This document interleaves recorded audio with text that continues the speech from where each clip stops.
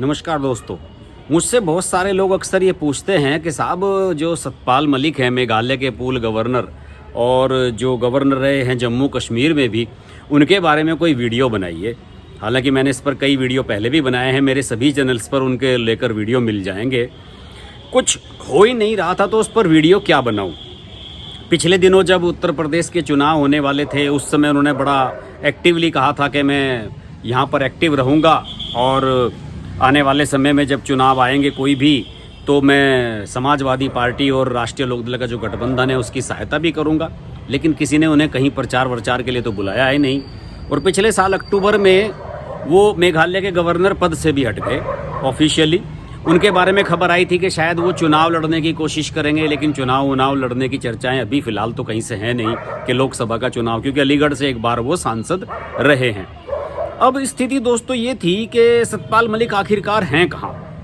अब चूंकि पूर्व गवर्नर हैं तो एक प्रोटोकॉल होता है, उस प्रोटोकॉल के तहत इन्हें सरकारी घर भी मिलते हैं, सुख सुविधाएं भी मिलती हैं। अब खबर ये आई है, उन्होंने एनडीटीवी के सौरभ शुक्ला को अपने घर पर बुलाकर एक इंटरव्यू दिया है कि मेरी सिक्योरिटी जो Z+ सिक्योरिटी मुझे मिली हुई थी वो हटा ली गई है। और उन्होंने कहा कि अगर अब मुझे कुछ भी हो गया, मेरी जान को बड़ा खतरा है। और मैंने पिछले साल अक्टूबर में ही अमित शाह को लिख दिया था कि साहब मेरी सिक्योरिटी का इंतज़ाम आप लोग कराइए, और अगर अब मेरी जान को खतरा है और मेरी जान को कुछ होता है तो इसकी जिम्मेदार केंद्र सरकार होगी। मुझे हरियाणा में शायद नारनौल में कहीं मुझे एक कार्यक्रम के लिए जाना है, और उस कार्यक्रम में अगर मुझे सिक्योरिटी पूरी नहीं दिलवाई गई तो हो सकता है कि मुझ पर हमला किया जाए। उन्होंने ये भी कहा कि मेरे समर्थक इसका बदला भी लेंगे अगर मेरे साथ कुछ हो गया तो। हालांकि ये बड़ी हास्यास्पद सी बात है कि सतपाल मलिक साहब को कोई क्यों मारना चाहेगा। जिस समय उनका कहना है कि जब 370 हटाई गई थी तो उस समय मैं वहाँ पर गवर्नर था और मुझे थ्रेट मिल रही थी, मैंने ये किया था वो किया था। हालांकि उनकी जो हमेशा से रणनीति रही है वो केंद्र सरकार के खिलाफ ही रही है। और जब से जम्मू कश्मीर के गवर्नर पद से वो हटाए गए, फिर गोवा में गए, फिर उसके बाद मेघालय में रहे 2-3 साल, तो उनकी तो रणनीति हमेशा मोदी सरकार के खिलाफ ही रही है। तो मोदी सरकार के खिलाफ जाने वाले तो उनसे खुश हैं, कोई उन्हें क्यों मारना चाहेगा।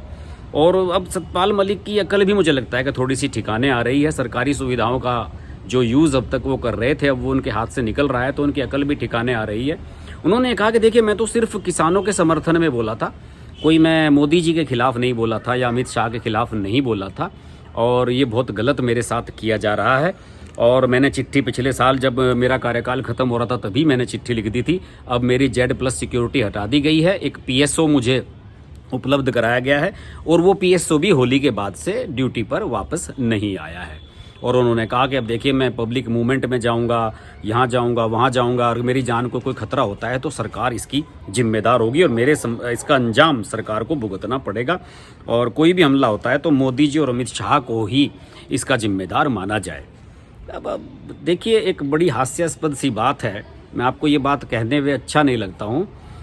सतपाल मलिक इतना ओवरवेट हैं, इतना वजन उनका हो गया है कि मैंने उन्हें लाइव देखा है तो उनके पैर उठाकर तो कुर्सी पे से नीचे उतारते हैं उनके सिक्योरिटी गार्ड्स, फिर उन्हें गाड़ी में धक्का देकर चढ़ाया जाता है, इसी तरीके से उन्हें उतारा जाता है। उनकी बॉडी का मूवमेंट भी उनके सुरक्षा कर्मियों के बिना संभव नहीं है। तो वो सोचते थे कि 10-15 लोग मुझे हर समय मेरी ड्यूटी में रहेंगे, और अब वो लोग नहीं हैं। चूँकि सुविधाएं अब उन्हें उतनी नहीं मिलेंगी जितने राज्यपाल रहते हुए मिला करती थी। तो अब सतपाल मलिक को इस बात का अफसोस हो रहा है कि मैंने आखिरकार कृषि कानूनों के मुद्दे पर, किसानों के मुद्दे पर मोदी का विरोध क्यों किया था। अब शायद उन्हें पछतावा हो रहा है। अब उन्हें इस बात का भी आभास हो रहा होगा कि जब सरकारी सुविधाएं हाथ से निकल जाती हैं तो इंसान ज़मीन पर आ जाता है। सरकारी खर्चे पर घूमना, सरकारी खर्चे पर सुख सुविधाएं लेना, बंगला लेना, सुरक्षा कर्मी लेना, सब बड़ा आसान होता है। और जब ये चीज़ें निकलने लगती हैं हाथ से तो उसके बाद अकल ठिकाने आ जाती है। तो सतपाल मलिक की अब अकल ठिकाने आ रही है। जिन दलों के लिए वो प्रचार करने का दावा कर रहे थे कि मैं सपा का समर्थन करूंगा और राष्ट्रीय लोकदल का समर्थन करूंगा, उन्होंने तो उनके समर्थन में एक सभा तक नहीं की। जो सभाएं होनी थी वो भी कैंसिल करा दी गई थी। शामली वगैरह जो पश्चिमी उत्तर प्रदेश के ज़िले हैं वहाँ पर कार्यक्रम होने थे, क्योंकि ये कहने लगे थे कि साहब राष्ट्रीय लोकदल के जो प्रमुख हैं जयंत चौधरी, उन्होंने मेरे पैर पकड़े हैं आके और कहा है कि आप हमारे कार्यक्रम में आइए। रालोद के कार्यकर्ताओं ने कहा कि साहब हम तो इनके सम्मान में सभा करा रहे थे, तो उल्टी कहानी कहने लगे कि जयंत हम इनको बुलाने गया था।